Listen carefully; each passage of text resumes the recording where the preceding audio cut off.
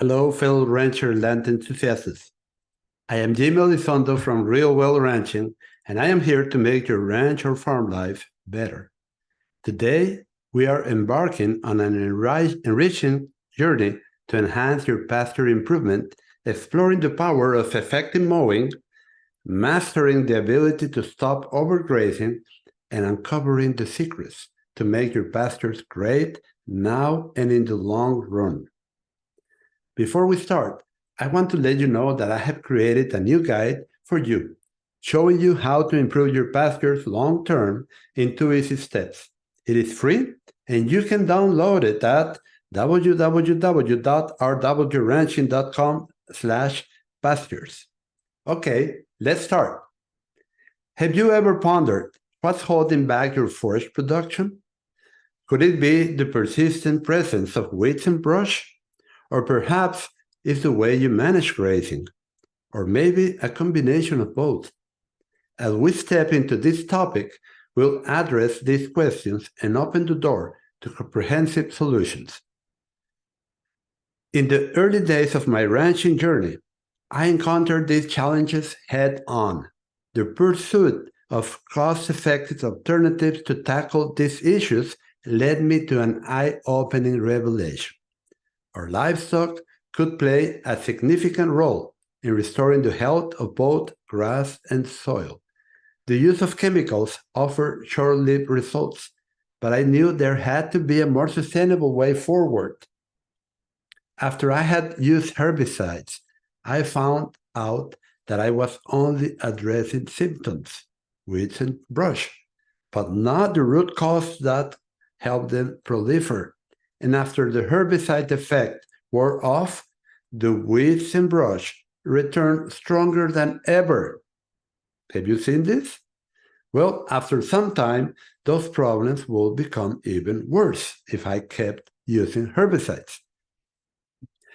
Do you feel overwhelmed by seeing your pastures full of weeds that are crowding your best forage species out?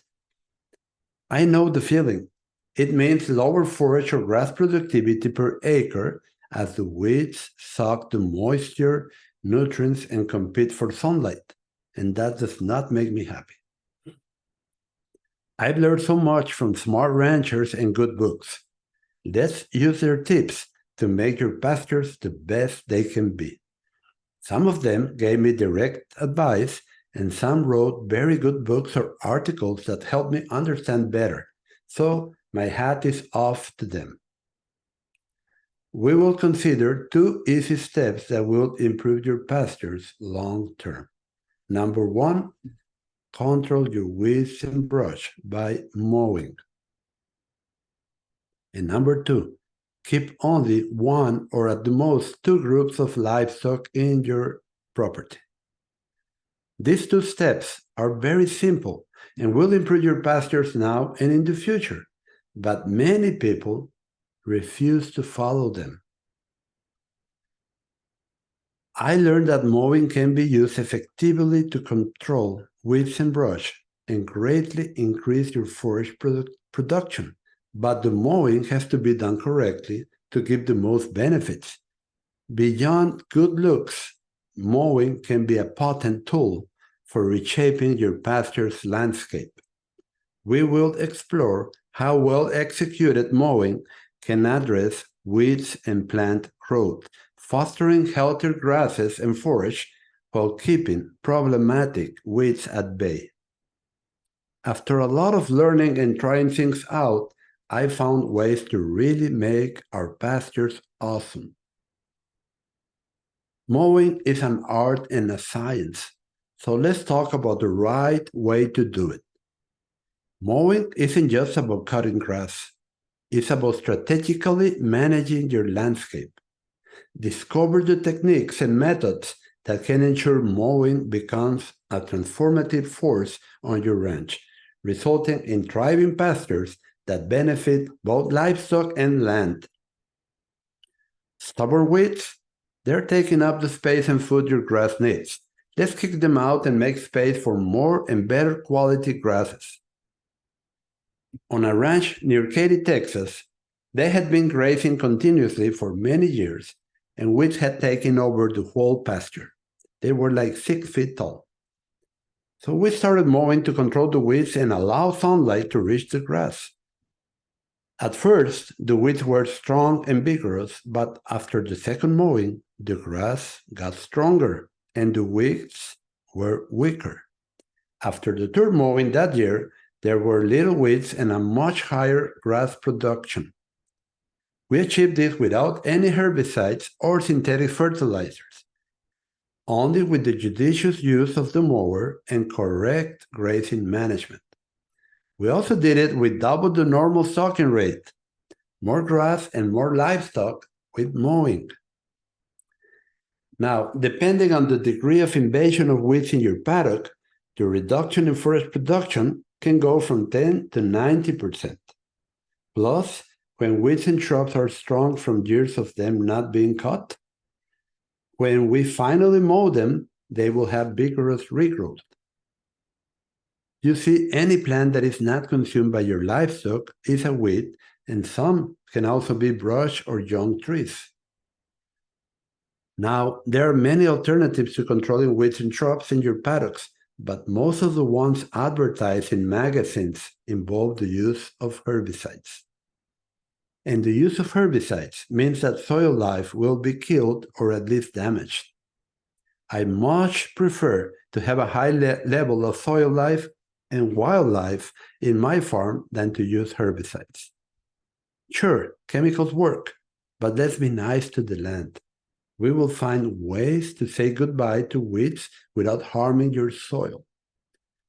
Anytime I can choose between using chemicals to solve a problem or solve it with low-cost biological methods, I will choose the low-cost biological methods because they also enhance soil life, which is all important for continuing the improvement of your soils.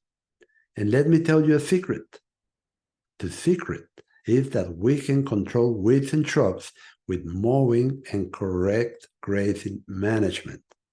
At the end, I will give you the link to download my guide with a breakdown of these 2 steps. Picture your pastures like a big competition board for plants, where each wants to dominate the others to push them off your pasture. Forage plants and weeds. Why is this competition so important? Because our management and mowing will determine which type of plants will dominate our pastures. We know that our livestock consume our best forages preferentially and reject weeds and brush. The weeds and brush that your livestock reject have a very long rest period, which allows them to grow strong, deep, and fat roots. This makes them very vigorous and resilient. But did you know that you can reduce their vigor by repeatedly mowing them? This creates the equivalent of overgrazing the weeds and shrubs, and they will become weaker as they require a very long recovery period. Of course, there are other different weeds in different environments, but the principle stays true. Do not allow your weeds to regain strength by giving them rest, or they will grow strong and deep roots again. Now, let's talk about grass or your best forage species, which are competing with weeds for resources.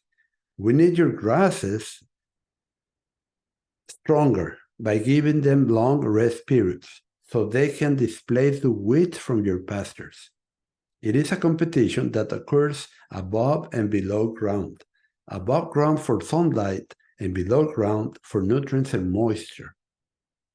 When the best forage species that your livestock prefer are grazed preferentially and maybe regrazed too soon, the roots will get shorter and they will become weaker, allowing the weeds and shrubs to displace them. This is the main reason that weeds and shrubs take over a paddock in most environments.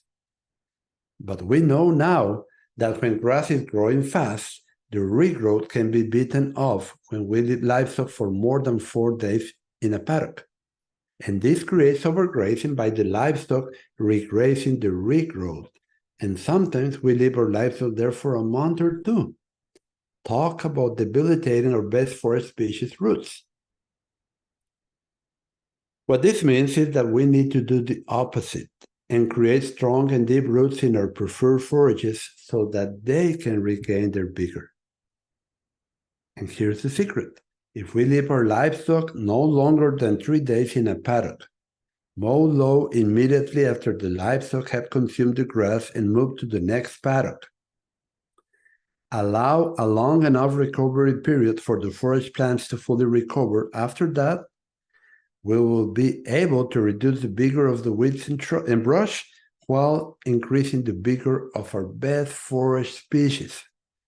We want to make our best forage species strong and vigorous and our weeds and brush weak.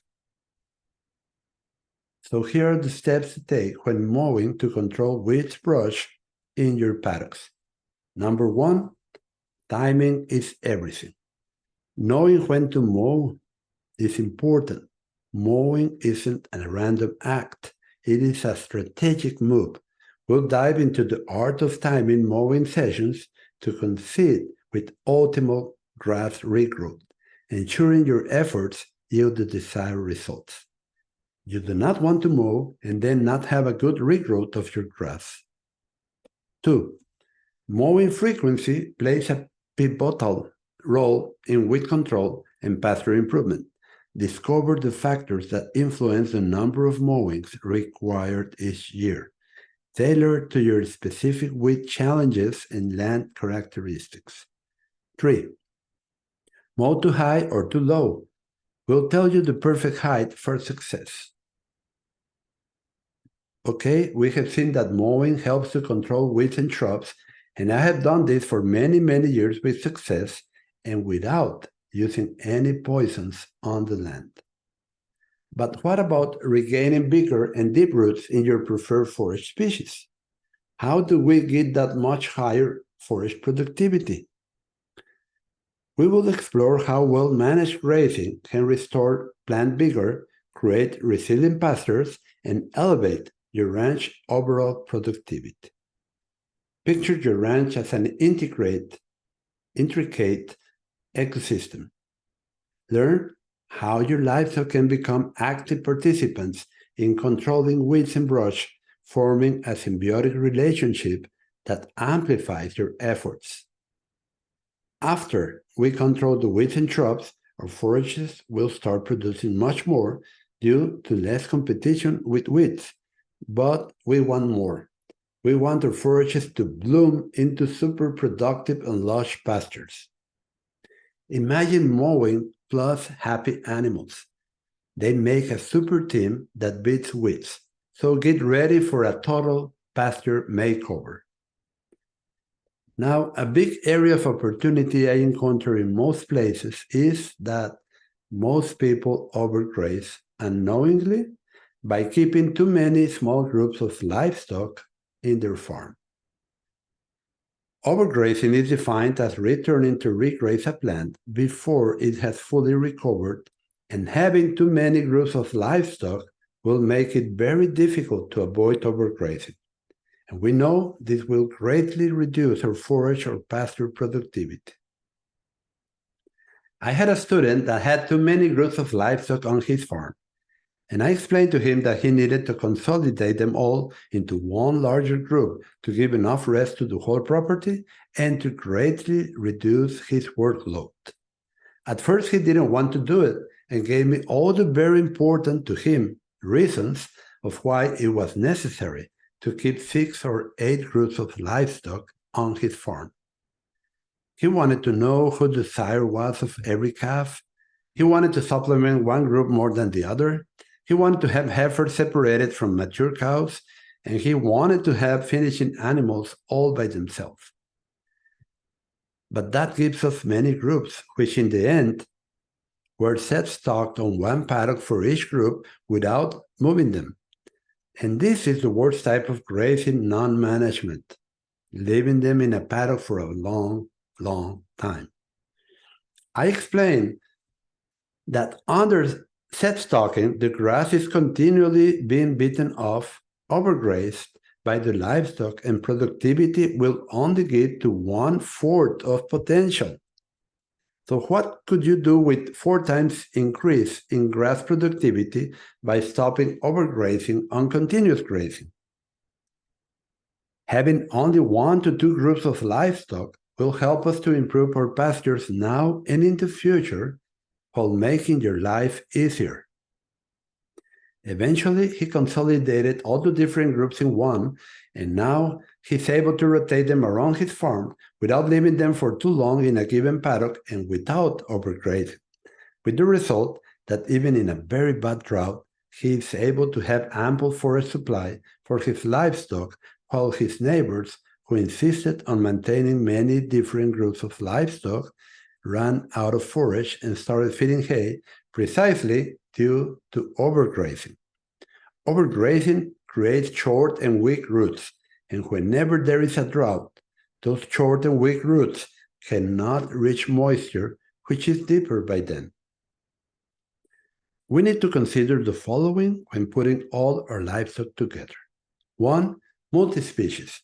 Maybe you have different species in your farm, but yes, we can put them together if we observe certain important things.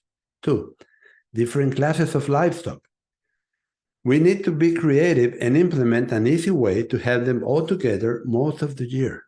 3. Breeding season. By considering the breeding season needs, we can better prepare for that time of the year. I have another student that now has gone through a D3 drought without having to destock or feed hay, thanks to following these simple 2 steps.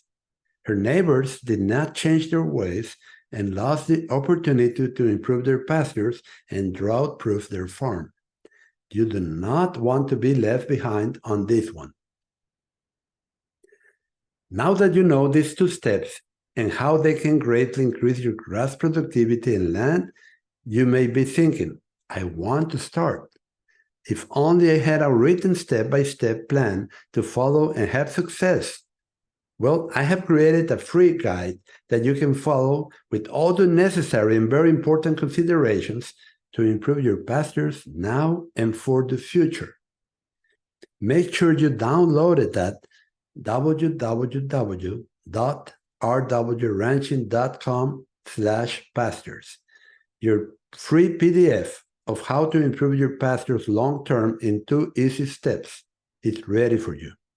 The sooner you start on these 2 easy steps, the sooner you will see a drastic improvement in your pasture health, livestock, and soil life.